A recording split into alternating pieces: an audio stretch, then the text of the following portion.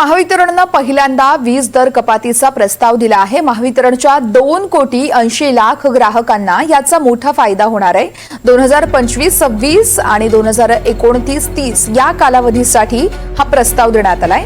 12% ते 23% वीज दर कपात करण्याचा निर्णय महावितरणने घेतलाय। 1 एप्रिल पासून वीज दर कपातीचा निर्णय लागू होऊ शकतोय, तर वीज बिलामध्ये पुढील 5 वर्ष 12 ते 23% कपात होऊ शकते। ग्राफिक्सच्या माध्यमातून आपण तपशील जाणून घेणार आहोत। 1 एप्रिल पासून वीज दर कपातीचा निर्णय लागू होण्याची शक्यता आहे।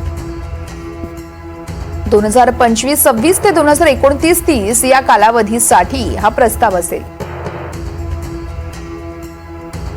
तर वीज बिलामध्ये पुढील 5 वर्ष 12 ते 23% कपात होण्याची शक्यता आहे।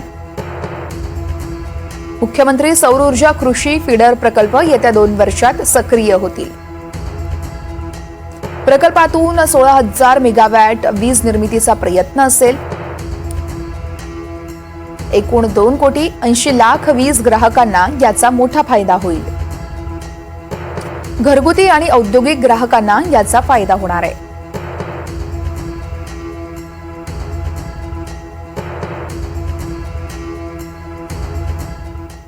आता बातमी आहे लाल परीने प्रवास करणाऱ्या प्रवाशांसाठी। नव्या वर्षाच्या सुरुवातीला सामान्य प्रवाशांना एसटी भाडेवाढीचा दणका सहन करावा लागतोय। मध्यरात्रीपासून एसटीच्या तिकिटांमध्ये 14.95% भाडेवाढ झाली आहे। सामान्य प्रवाशांना या निर्णयामुळे मोठा फटका बसणार आहे। एकीकडे एसटीची भाडेवाढ लागू झाली असतानाच रिक्षा आणि टॅक्सीचंही भाडं वाढणार आहे। मुंबईतील रिक्षाचं किमान भाडं 23 रुपयांवरून 26 रुपयांवर जाईल, तर टॅक्सीसाठी किमान भाडं 28 ऐवजी 31 भरावं लागणार आहे।